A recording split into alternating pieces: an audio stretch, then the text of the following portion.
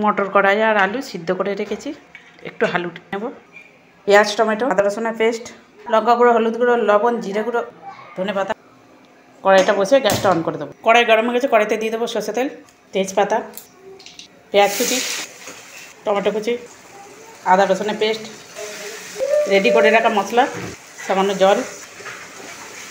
মশলাটা খুব ভালো করে কষানো হয়ে গেছে, মশলা থেকে তেল ছেড়ে আসছে। এই সময়তে দিয়ে দেবো সিদ্ধ করে রাখা মটর আর আলু, ধনেপাতা কুচি, গরম মশলা গুঁড়ো দিয়ে চাপা দিয়ে দেবো। একবার ঢাকনাটা খুলে চেক করে নেব। কত অপূর্ব রেডি হয়ে গেছে ঘুগনিটা, দেখুন।